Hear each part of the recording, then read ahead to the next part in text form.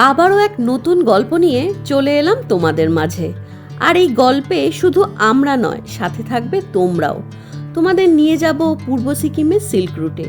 যে সিল্ক রুটকে আমরা এতদিন টিভিতে দেখেছি, কানে শুনেছি, তাকে এবার চাক্ষুষ দেখব এই সিরিজে। 4 নাইট 5 ডেজের এই সিল্ক রুট সিরিজে প্রথম পর্বে থাকছে এনজিপি থেকে সিলারিগাঁও হয়ে আরিতার, আর দ্বিতীয় পর্বে থাকছে আরিতার থেকে জুলুক হয়ে গ্যাংটক পৌঁছানোর গল্প। চলো শুরু করা যাক প্রথম পর্বে সিলারিগাঁও ও আরিতারের গল্প। আজকের গল্পে থাকছে সিলারিগাঁওয়ে আমরা কোথায় থাকব, কি কি দেখব, আর তার সাথে আরিতার লেক ভ্রমণ, বিশ্ববিনায়ক মন্দির দর্শন ইত্যাদি। আর এই নিয়েই আমাদের সিল্ক রুটের প্রথম পর্বের জার্নি কেমন কাটলো তা জানাবো তোমাদেরকে আমাদের চ্যানেল দ্য নোমাডিক লাইফস্টাইলে। এবারে আমরা আমাদের জার্নি শুরু করেছিলাম হাওড়া থেকে কামরূপ এক্সপ্রেসে। 15961 কামরূপ এক্সপ্রেস তার যাত্রা শুরু করে সন্ধ্যা 6:35 হাওড়া থেকে এবং দীর্ঘ 10 ঘন্টা 40 মিনিট যাত্রা করার পর ভোর 5:15 এনজিপি গিয়ে পৌঁছায়। এছাড়াও বহু ট্রেন আছে যেগুলো হাওড়া ও শিয়ালদা থেকে ছেড়ে বিভিন্ন সময়ে এনজিপি ও শিলিগুড়ি পৌঁছায়। এই সমস্ত ট্রেনে তোমরা স্লিপার ও এসি কোচ পেয়ে যাবে। তোমরা তোমাদের সুবিধা মতো জার্নি করতে পারো। আমি স্ক্রিনে পুরো ডিটেলসটা দিয়ে দেব, তোমরা চেক করে নিও।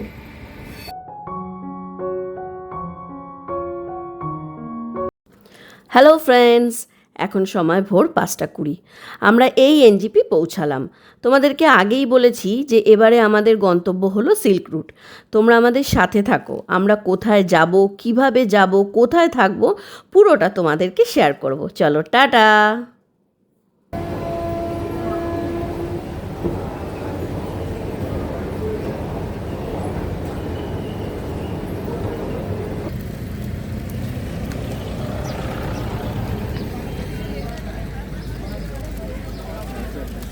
আমাদের এবারের সফরসঙ্গী আগে থেকেই আমাদের জন্য ওয়েট করছে।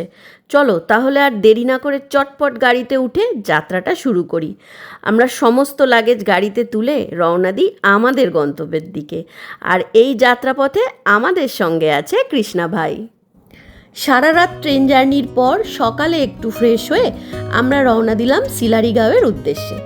এনজিপি থেকে সিলারিগাঁওয়ের দূরত্ব 90 কিলোমিটার। সময় লাগবে 3.5 থেকে 4 ঘন্টা। তবে হ্যাঁ, একটু বেশি সময়ও লাগতে পারে, কারণ আমরা ব্রেকফাস্টটা রাস্তাতেই সারব। সকালের মিঠে রোদ গায়ে মেখে তিস্তাকে ডান দিকে রেখে পাহাড়ি রাস্তা ধরে আমরা এগিয়ে চললাম সিলারিগাঁওয়ের উদ্দেশ্যে। আমাদের এই ট্যুরটা এনজিপি টু এনজিপি প্যাকেজে রয়েছে। এই টোটাল ট্যুরটা অর্গানাইজ করেছে ইজিওয়ে ট্যুরস অ্যান্ড ট্রাভেলস।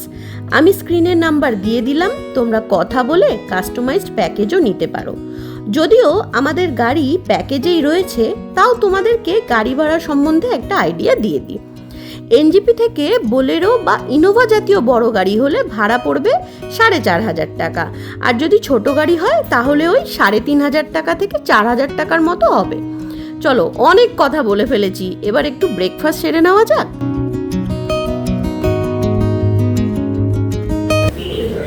আমরা এখন ব্রেকফাস্টের জন্য এক জায়গায় এসেছি। মারাত্মক ঠান্ডা, এখানে হাত পা চলে যাচ্ছে, দাঁত লেগে যাচ্ছে।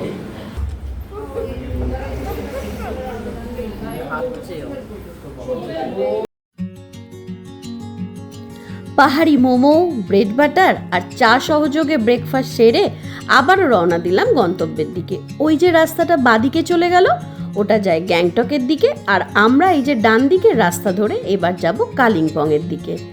এই সিলারিগাঁও আমাদের পশ্চিমবঙ্গের কালিম্পং জেলায় অবস্থিত একটি ছোট সুন্দর পাহাড়ি গ্রাম। আমার মনে হয় যে নির্দিষ্ট গন্তব্যে পৌঁছানোর আগে তার পারিপার্শ্বিক সৌন্দর্য এক কথা অনবদ্য হয়।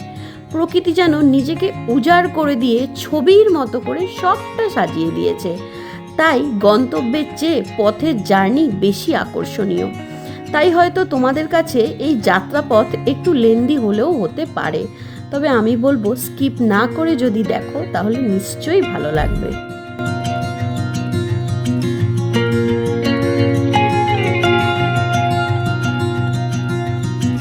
রাস্তার দুদিকের এই নিস্তব্ধ জঙ্গলের মধ্যে দিয়ে আমরা এগিয়ে চলেছি আমাদের আজকের গন্তব্যের দিকে। ফাইনালি আমরা এসে পৌঁছালাম আমাদের শিলারিগাঁওয়ের আস্থানা অর্চিতা হোমস্টেতে। আমাদের এই হোমস্টে ছাড়াও এখানে আরও অনেক হোমস্টে রয়েছে একই বিল্ডিংয়ের মধ্যে। আর এই হোমস্টেটি পাহাড়ের একদম ঢালে অবস্থিত, আর এখান থেকে কাঞ্চনজঙ্ঘার ক্লিয়ার ভিউ দেখা যায়। চলো তাহলে ভেতরে যাই, আর গিয়ে তোমাদের রুমটা দেখাই কী ধরনের রুম আমরা পেলাম, আর সেখান থেকে ভিউটাই বা কীরকম। ভালোই বড় বেড দুটো। বেড দুটো ভালোই বড়, কিং সাইজ বেড বলা যেতে পারে।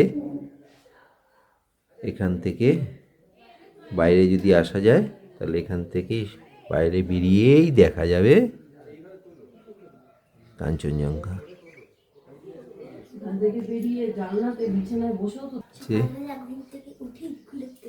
এখানে একটা আয়না আছে,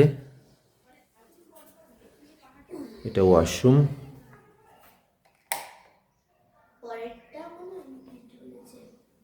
বেসিন আছে, পরিষ্কার পরিচ্ছন্ন ওয়াশরুম, গিজার আছে। ওয়াশরুমের সাইজও খুব বড়। এই হচ্ছে আমাদের রুমের বাইরের লন। এই লন থেকেও কাঞ্চনজঙ্ঘার ক্লিয়ার ভিউ পাওয়া যায়। আর রুমের সামনের যে লন, সেখানে চেয়ার টেবিল পাতা আছে, সেখানেও তোমরা বসে সময় কাটাতে পারো।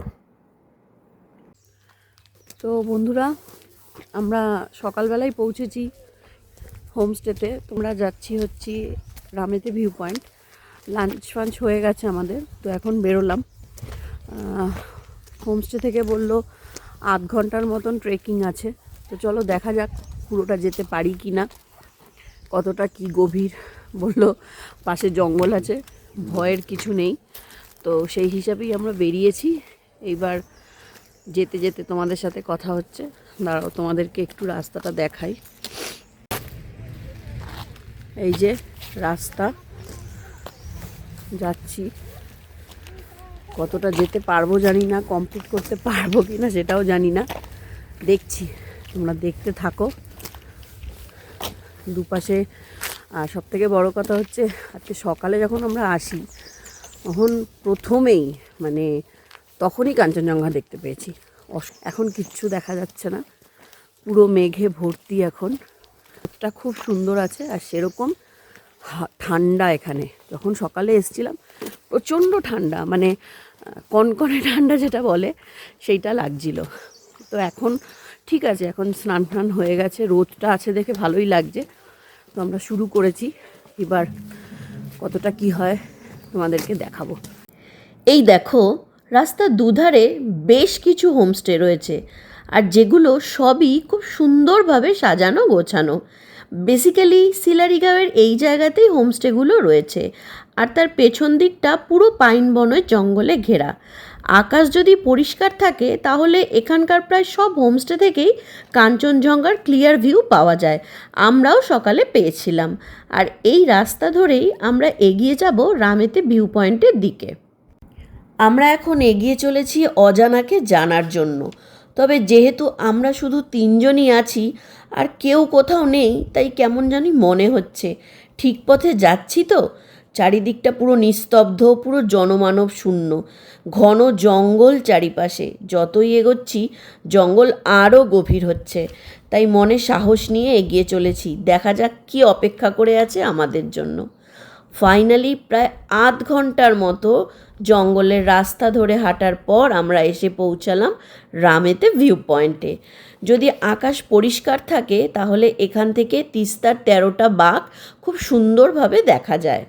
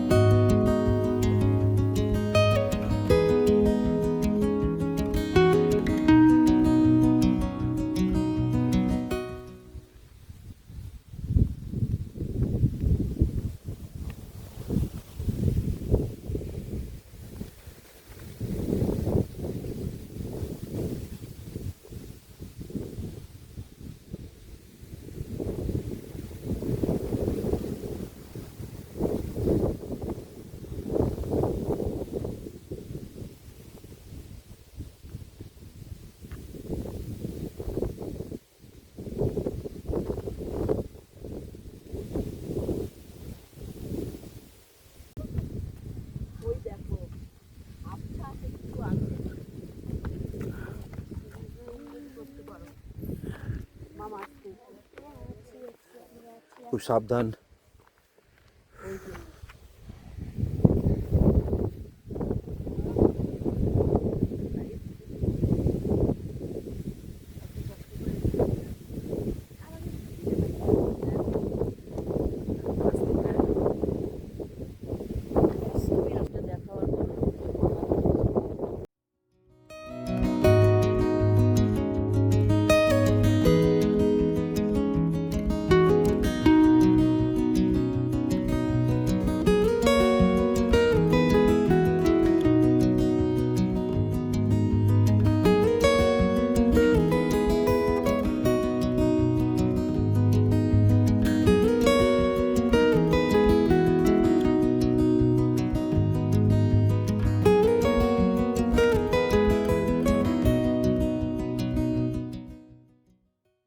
আমরা এখন ফিরে চললাম আমাদের হোমস্টের দিকে। আজ আমরা ওখানেই রাত্রি যাপন করব। আমরা যেহেতু বিকেলের দিকে এই ভিউ পয়েন্টে এসেছিলাম, সেই জন্য খুব একটা ক্লিয়ার ভিউ আমরা পাইনি, পুরোটা মেঘে ঢেকে গিয়েছিল। কিন্তু তোমরা যদি সকাল সকাল এখানে আসো তাহলে খুব সুন্দরভাবে তিস্তার বাঘগুলোকে দেখতে পাবে। যেহেতু জঙ্গলের রাস্তা পেরিয়ে আমাদের আসতে হবে, তাই সন্ধ্যা নামার আগেই আমরা ফিরে এলাম। আজকের জার্নি এখানেই শেষ করলাম। কাল আমরা সিলারিগাঁও থেকে বেরিয়ে আড়িতার যাব, আর কি কি সাইট সিন করব তার পুরো ডিটেলসটা তোমাদেরকে দেব। Good morning. আজ সকাল সকাল সিলারিগাঁওকে বিদায় জানিয়ে বেরিয়ে পড়লাম আড়িতারের উদ্দেশ্যে। তবে তার আগে আমরা silent valley, Vishwavinayak temple, Mangkhim view point, Aritar lake, Aritar monastery, এই সব স্পটগুলো কভার করব। তারপর পৌঁছাবো আড়িতারে আমাদের হোমস্টেতে।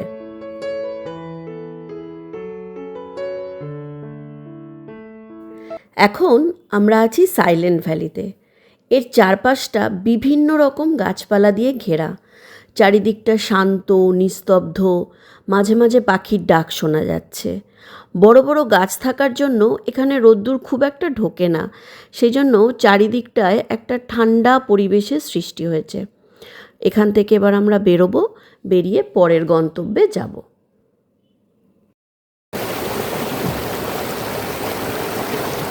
সাইলেন্ট ভ্যালি থেকে বেরিয়ে এখন আমরা এসেছি ঋষিখোলাতে।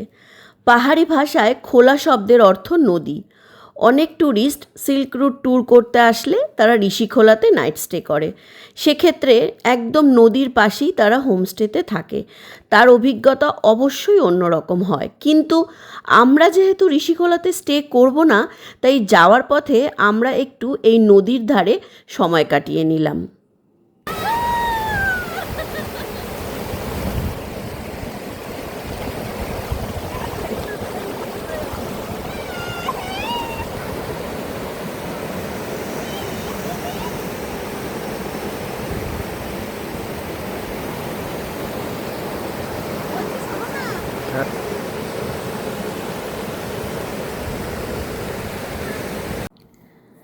ঋষিখোলাতে কিছুটা সময় কাটানোর পর এখন আমরা এসেছি রেনকের বিশ্ববিনায়ক মন্দিরে।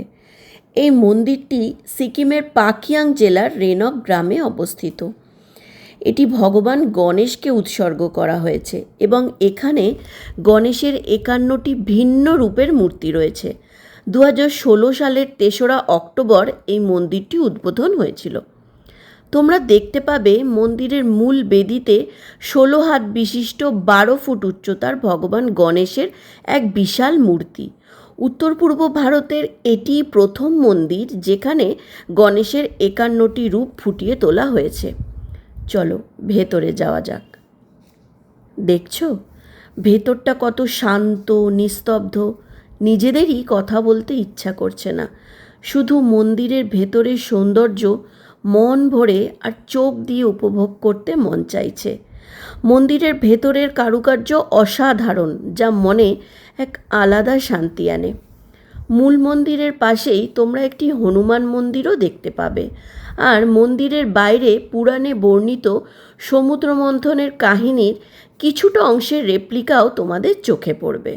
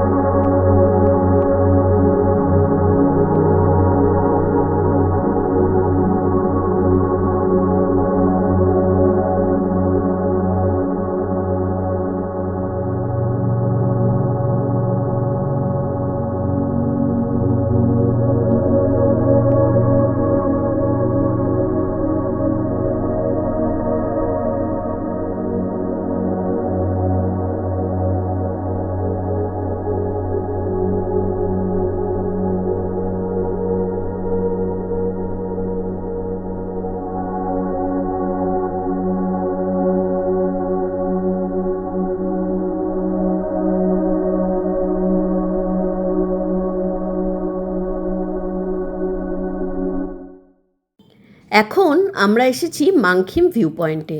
এই যে সিঁড়িগুলো তোমরা দেখতে পাচ্ছ, এইরকম বেশ কিছু সিঁড়ি বেয়ে তবে ওপরে উঠতে হবে। আমার মনে হয় যাদের পায়ের প্রবলেম আছে তাদের এই জায়গাটা অ্যাভয়েড করাই ভালো। আমরা এখন এখান থেকে ওপরে যাব, আর এই দুপাশে না বেশ কিছু গাছগাছালি রয়েছে। চলো ওপরে যাই। এই যে কিছুটা আমরা এলাম, এবার দেখো এখানে একটা ছোটোখাটো দোকান রয়েছে। তোমরা চাইলে এখানে একটু রেস্ট নিতে পারো, তার সঙ্গে চা, কফি বা কোল্ড ড্রিঙ্কসও খেতে পারো। এই যে এবার আমরা এসে গেছি পুরো টপে। এই মাংখিম ভিউ পয়েন্ট পূর্ব সিকিমের আরিতার অঞ্চলের একটা সুন্দর পাহাড়ি চূড়া, যেখান থেকে যদি আকাশ পরিষ্কার থাকে তাহলে কাঞ্চনজঙ্ঘার খুব সুন্দর দৃশ্য দেখা যায়। তার সাথে লামপোকরি লেকও তোমরা নিচে দেখতে পাবে। আর এই টপ থেকে যদি নিচে তাকাও তাহলে দেখবে লামপোকরি লেককে অনেকটা পায়ের শেপের মতো দেখতে লাগে। এই পাহাড়ের চূড়ায় একটা স্থানীয় রাই সম্প্রদায়ের মন্দিরও তোমরা পেয়ে যাবে দেখতে। অবশেষে আমরা এসে পৌঁছালাম আরিতার লেকে। যে আরিতার লেক বা লামপোখরি লেককে আমরা এর আগে মাংখিম ভিউ পয়েন্ট থেকে দেখেছি, তাকেই এখন সামনাসামনি দেখব। এর জল পুরো সবুজ, আর এখানে বোটিংয়ের ব্যবস্থাও রয়েছে। তোমরা চাইলে মাথাপিছু 100 টাকা করে দিয়ে বোটিং করতে পারো। এই লেকটি প্রায় 1120 ফুট লম্বা আর ওই 240 ফুট চওড়া। আর এই লেকটির চারপাশ না পুরো ঘন পাইন বনের চাদরে ঘেরা। সিকিমের প্রাকৃতিক প্রাচীনতম হ্রদের মধ্যে এই হ্রদ হলো অন্যতম।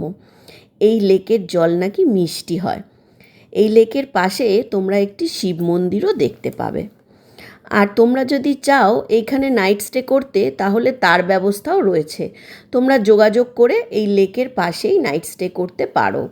আর এই লেকটা ঘুরে দেখার জন্য এর চারপাশে সুন্দর রাস্তা রয়েছে। তোমরা হেঁটে হেঁটে পুরো লেকটা কভার করতে পারো। আজকে সাইট সিনের আমাদের লাস্ট স্পট হলো আরিতার মনেস্ট্রি। এই আরিতার মনেস্ট্রি বা আরিগুম্ফা সিকিমের প্রাচীনতম এবং পবিত্র বিহারগুলির মধ্যে একটি। এটিকে অনেকে রেনক গুম্ফাও বলে থাকেন। মঠটি কোলাহল থেকে দূরে এক শান্ত ও মনোরম পরিবেশে ঘেরা। এখানে পুরনো তিব্বতী পুঁথি, প্রাচীন হস্তলিপি এগুলো সংরক্ষিত রয়েছে। দীর্ঘ সময় ধরে এই বিহারটি স্থানীয় বৌদ্ধদের ধর্মীয় শিক্ষা, ধ্যান এবং প্রার্থনার কেন্দ্র হিসাবে গড়ে উঠেছে। কিন্তু দুর্ভাগ্যবশত আমরা যখন পৌঁছাই তখন মঠটি বন্ধ ছিল, তাই আমরা ভিতরে প্রবেশ করতে পারিনি এবং ভেতরের সৌন্দর্য দেখতে পারিনি, তাই তোমাদেরকেও দেখাতে পারলাম না। বাইরের শান্ত নিরিবিলি পরিবেশে কিছুটা সময় কাটিয়ে আমরা ফিরে চললাম আমাদের আজকের নির্ধারিত হোমস্টেতে।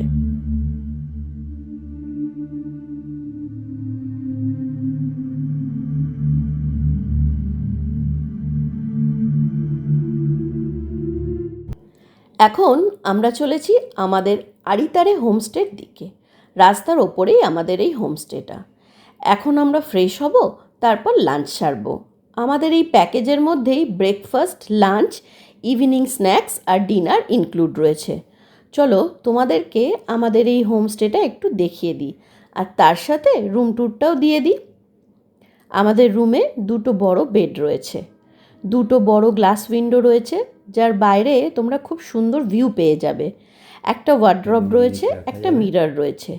এবার ওয়াশরুমটা দেখে নিই কেমন। ঢুকেই একটা mirror, western style toilet, geyser রয়েছে, শাওয়ারও রয়েছে, যদিও শাওয়ারের প্রয়োজন পড়বে না। একটা বেসিন রয়েছে। ওয়াশরুমটা বেশ পরিষ্কার পরিচ্ছন্ন। আর এই যে দেখছো রুমের বাইরেটা বিভিন্ন রকম ছোট বড় গাছ দিয়ে সাজানো একটা ছোট্ট ব্যালকনি, আর তার সাথে বসার জন্য রয়েছে একটা সোফা। এই ব্যালকনিটা বেশ সুন্দর। তোমরা হোমস্টের বাইরের সৌন্দর্যটা দেখো, আর হ্যাঁ, কেমন লাগলো অবশ্যই জানিও। আজকের এপিসোড আমরা এখানেই শেষ করছি।